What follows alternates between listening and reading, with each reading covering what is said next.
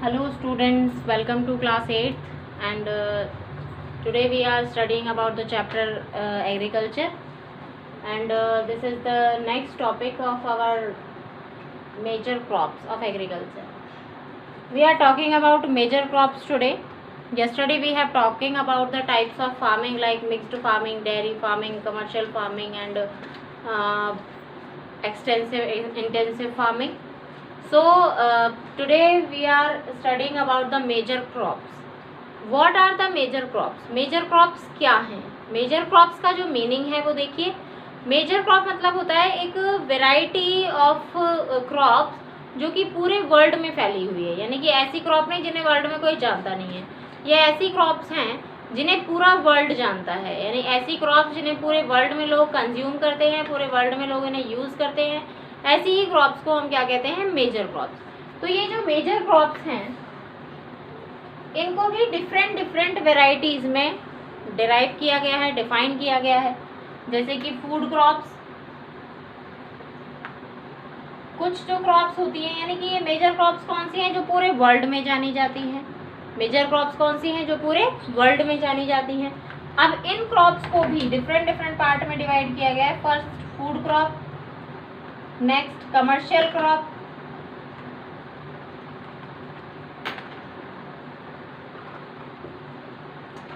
Next fibres crop and fourth one is beverage crops.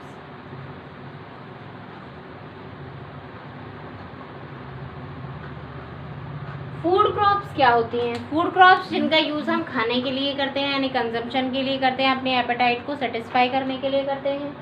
Next है commercial crops. Commercial crops कौन सी होती है? Commercial crops का जो यूज़ होता है, कमर्शियल क्रॉप्स का यूज़ हम करते हैं प्रॉफिट के लिए, यानी कि एक्सपोर्ट इम्पोर्ट करने के लिए.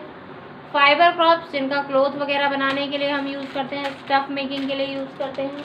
बेवरेज क्रॉप्स जो कि ड्रिंकिंग वाले जो मटेरियल होते हैं जैसे टी, कॉफ़ी एक्सेट्रा. तो these are the type of major crops. ये हमारे पास मेजर क्रॉप्स के कुछ टाइप्स हैं. So first type is food crops. Food crops क्या होती हैं इनके बारे में हम फर्स्ट जो टॉपिक है हमारा है फूड क्रॉप्स, जो फर्स्ट टाइप है. तो आज हम फूड क्रॉप्स के बारे में पढ़ेंगे. अब फूड क्रॉप्स क्या होती है? देखिए, फूड क्रॉप्स जो हैं वो होती हैं जिनमें फूड क्रॉप्स जैसे वीट है, मेज़ है, यानी कि ऐसी क्रॉप्स जिनको मोस्ट ऑफ द कंट्रीज़ में कंज्यूम करने के लिए यूज़ किया जाता है, as a staple food use किया जाता है. स्टेपल फूड मतलब कि बेसिक जो उनका फूड है. जैसे हमारे यहाँ पर वीट, राइस, मेज़. वीट गेहूँ यानी राइस मीन्स चावल एंड मेज़ मीन्स मक्का. इनका जो यूज़ है ये staple, as a staple food use होता है, यानी कि बिल्कुल बेसिक जो इनका फूड है वो. वीट तो बिल्कुल ही बेसिक फूड है. और जो हमारा सदर्न इंडिया है वहाँ पर राइस जो है उसको स्टेपल फूड माना जाता है, और मेज़ जो है उसको भी काफ़ी इंडिया के जो काफ़ी पार्ट्स हैं वहाँ पर हमारे इसे राइस को भी क्या माना जाता है? एज ए स्टेपल फूड ही माना जाता है. सो राइस, अब देखते हैं जो फर्स्ट जो हमने यहाँ पर फूड लिया है दैट इज़ राइस. राइस क्या है? राइस एक मेजर फूड क्रॉप्स में से आता है और सदर्न इंडिया का तो ये स्टेपल फूड है.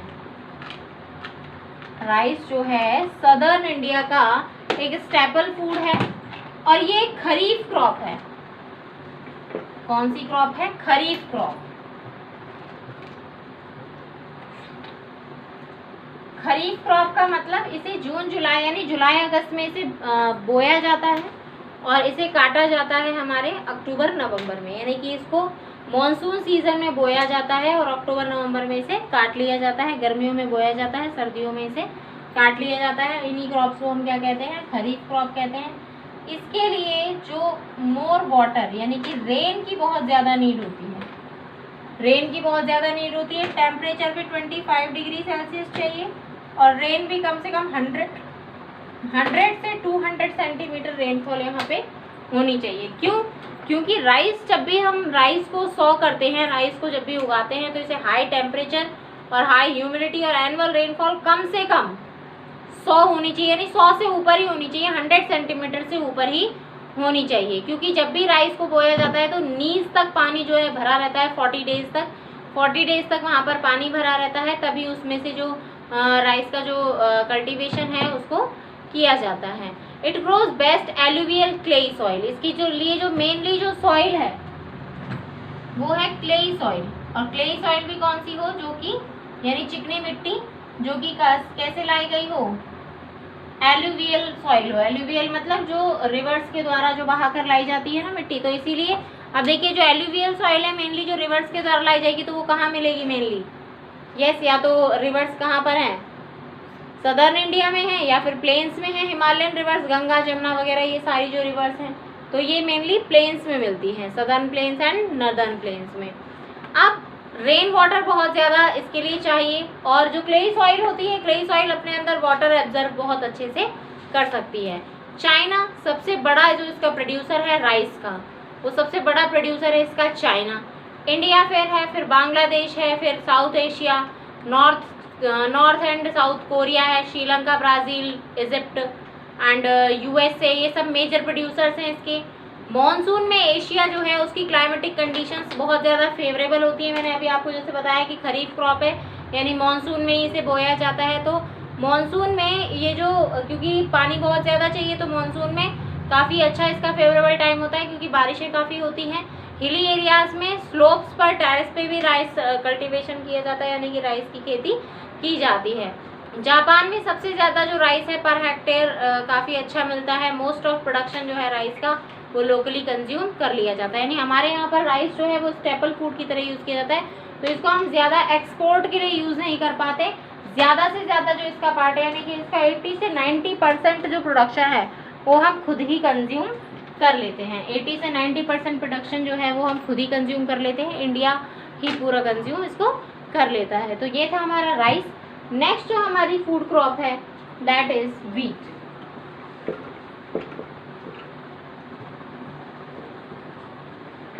व्हीट तो आप सब जानते ही हैं,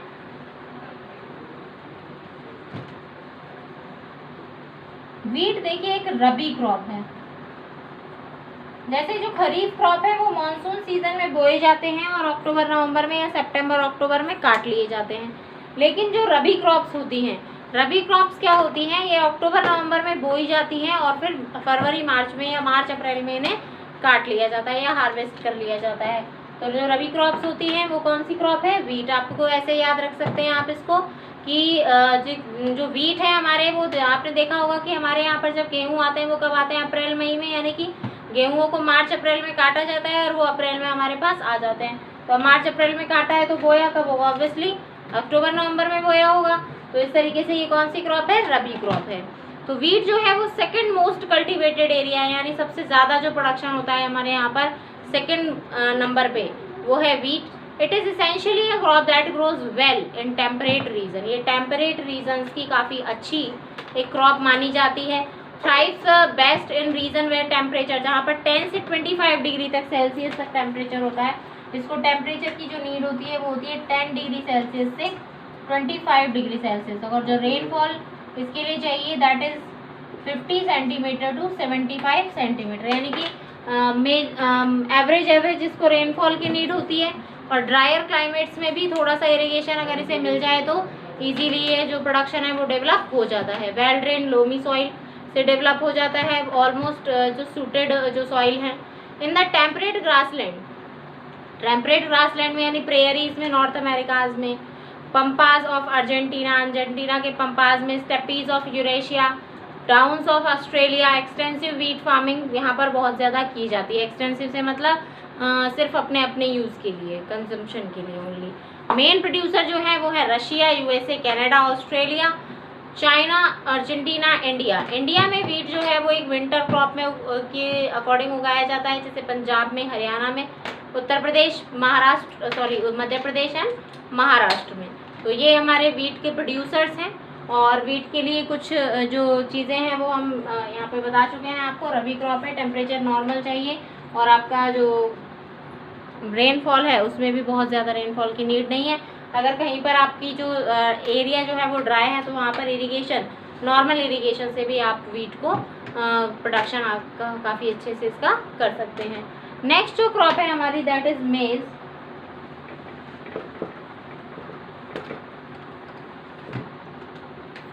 वीट का अगर आपको बताया जाए तो वीट का जो मेजर पार्ट है उसको हम एक्सपोर्ट करते हैं, क्योंकि जब से ग्रीन रिवॉल्यूशन आया है तब से हमारा वीट का जो प्रोडक्शन है वो काफ़ी अच्छा हो गया है, और वीट का प्रोडक्शन काफ़ी अच्छा होने से हम उसे एक्सपोर्ट करने की पोजीशन में आ गए हैं।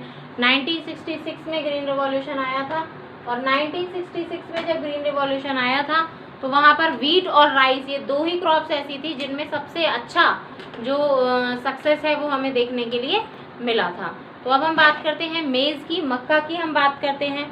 Moderate temperature and rainfall, moderate temperature और रेनफॉल की नीड होती है, यानी टेम्परेचर भी कैसा हो, मॉडरेट हो, यानी बहुत ना तो बहुत ज़्यादा और ना बहुत ज़्यादा कम। लॉट्स ऑफ वाटर रिक्वायरमेंट नहीं होती है यहाँ पर, लॉट्स ऑफ सनशाइन की रिक्वायरमेंट होती है, सनशाइन बहुत ज़्यादा होनी चाहिए।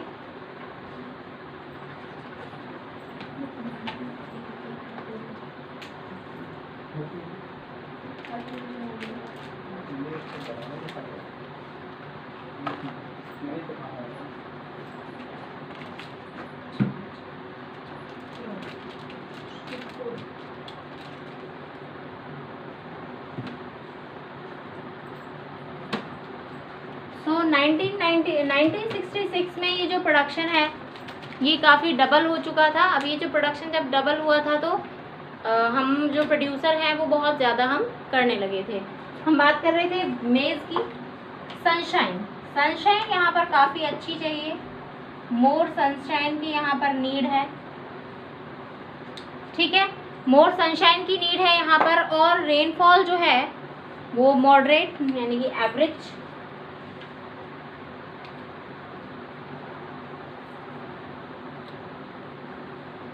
आप ऐसे पॉइंट्स बना के भी अच्छे से लर्न कर सकते हैं, इजीली लर्न हो जाएगा, देन एग्जाम में आपको प्रॉब्लम नहीं आएगी लर्न करने में। सो एवरेज रेनफॉल की नीड होती है, well drain fertile suitable soil, मेज कल्टीवेशन के लिए फर्टाइल सॉइल होनी चाहिए यानी उपजाऊ होनी चाहिए मिट्टी। और मेनली जो है north America, Canada, Brazil, China, Russia, India and Mexico में होता है। मेज ओरिजिनेट इन लैटिन अमेरिका, मेज का जो ओरिजिन पॉइंट है यानी कि जहाँ पर ये ओरिजिनेट हुई थी वो हुआ था लैटिन अमेरिका में।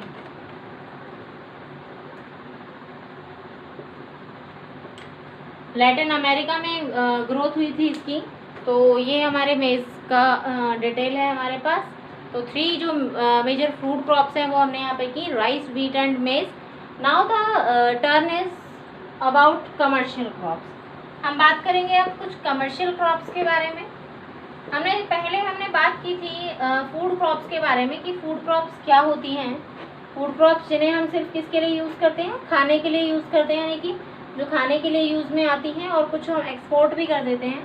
अब ये जो कमर्शियल क्रॉप्स हैं,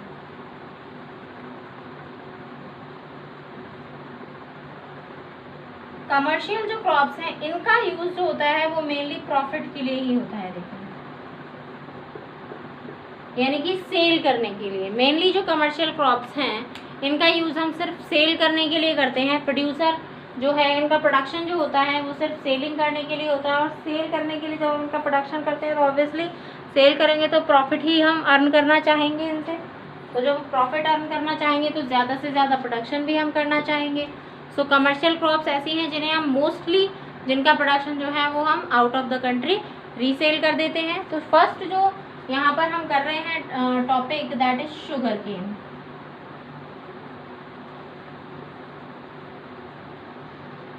शुगर केन क्या है? क्या है शुगर केन?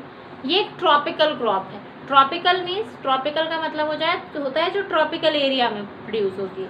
ट्रॉपिकल एरिया जैसे मैंने आपको बताया था, ट्रॉपिक ऑफ कैंसर, ये हमारा इक्वेटर हो गया, ये ट्रॉपिक ऑफ कैंसर हो गया, ये ट्रॉपिक ऑफ कैप्रिकॉर्न हो गया, यानी ट्रॉपिक के बीच बीच में जो ये वाला जो एरिया है पूरा, ये ट्रॉपिकल एरिया है। तो शुगर केन जो क्रॉप है हमारी, ये ट्रॉपिकल एरिया में ही प्रोड्यूस होती है, और ट्रॉपिकल एरिया की क्रॉप है, और एक ये कमर्शियल क्रॉप है।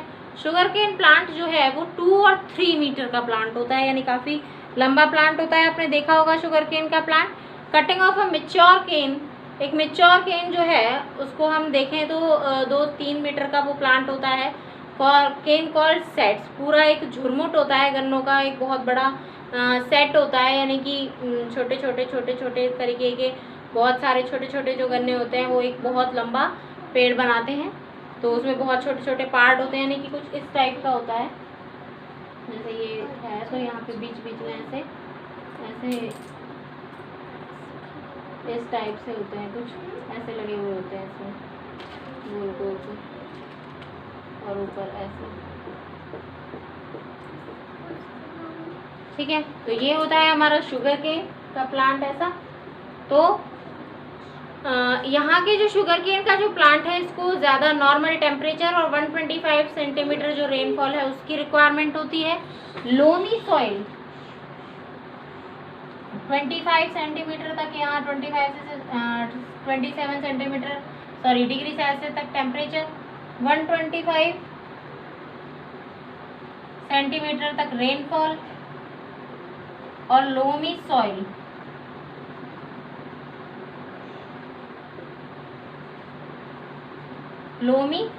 की यहाँ पर रिक्वायरमेंट रहती है। वेल ड्रेन्ड, यानी कि उनके अंदर जो वाटर है वो काफ़ी अच्छे से जाना चाहिए, यानी कि वाटर की काफ़ी नीड होती है। लोमी सॉइल वेल ड्रेन्ड यानी काफ़ी अच्छी पानी वाली जो लोमी सॉइल है, इसके लिए काफ़ी आइडियल सॉइल मानी जाती है फॉर शुगर केन। मेन जो शुगर केन प्रोड्यूसिंग कंट्रीज़ हैं, those are India, Cuba, Brazil. Major जो शुगर केन प्रोड्यूसिंग कंट्रीज़ है वो है Cuba, India, Brazil, Hawaii USA जो है, हवाई यूएसए में, Mexico, Philippines, Fiji, Indonesia. India में शुगर केन जो है वो उत्तर प्रदेश में ग्रोन अप होता है, महाराष्ट्र, तमिलनाडु, आंध्र प्रदेश, कर्नाटका, इन सभी में होता है। तो काफ़ी अच्छा जो इंडिया में प्रोडक्शन है शुगर केन का वो पाया जाता है और मिलता है। नेक्स्ट हम बात करते हैं, अब जो टॉपिक है हमारा दैट इज़ शुगर केन के अलावा जो नेक्स्ट कमर्शियल क्रॉप्स है हमारी,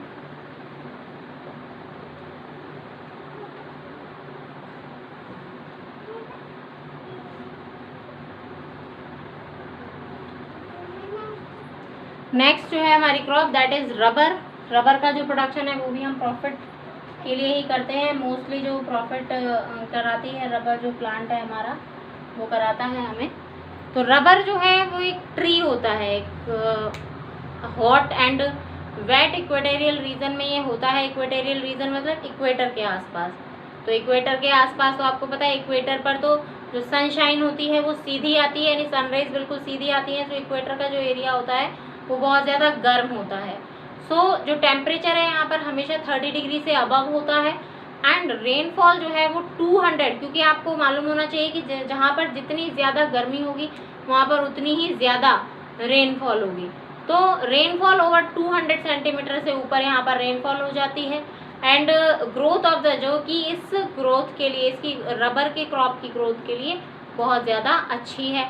latex and thick milky liquid, यहाँ पर जो ट्री होता है उससे लेटेक्स नाम का एक मटेरियल निकलता है। लेटेक्स क्या होता है, एक थिक यानी चिपचिपा सा एक लिक्विड होता है, मोटा मोटा गाढ़ा गाढ़ा एक लिक्विड होता है, वो निकलता है। उससे हम क्या करते हैं, उससे हम रबर का प्रोडक्शन करते हैं। जो वाइट लिक्विड निकलता है, मिल्की लिक्विड निकलता है, and process to produce rubber for different uses, और डिफरेंट यूजेस के लिए हम रबर का यूज़ करते हैं। मलेशिया इसका लार्जेस्ट प्रोड्यूसर है। देखिए रबर जो है, रबर की हम बात कर रहे थे टेम्परेचर मेनली, तो ये कौन से रीजन्स में मिलता है, इक्वेटोरियल रीजन्स में।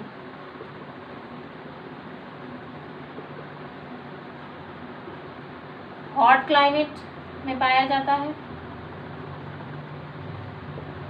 रेनफॉल इसके लिए कम से कम 200 सेंटीमीटर चाहिए। एक ट्री होता है, ट्री से एक मिल्की लिक्विड निकलता है, मिल्की स्टिकी लिक्विड।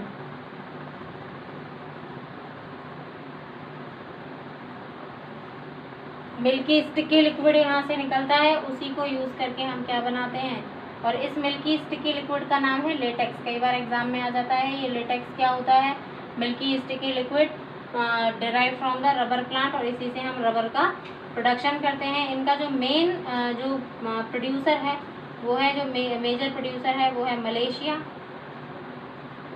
मलेशिया इसका मेजर प्रोड्यूसर है। मलेशिया इसका सबसे बड़ा प्रोड्यूसर है, और उसके बाद इंडोनेशिया है। देन अदर जो रबर प्रोड्यूसिंग कंट्रीज़ हैं वो है Thailand, India, Sri Lanka and Nigeria. यानी कि इक्वेटोरियल जो भी रीजन है उसके अंदर जो भी सारी कंट्रीज़ आती हैं वो सभी इसकी प्रोड्यूसर है। काफ़ी अच्छा जो रबर का जो प्लांट है वो यहाँ पर काफ़ी अच्छे से, काफ़ी अच्छी क्वांटिटी में प्रोड्यूस होता है। So this is the topic done today, and tomorrow we will study about the fiber crops, and tomorrow we will complete this chapter. So thank you, have a nice day.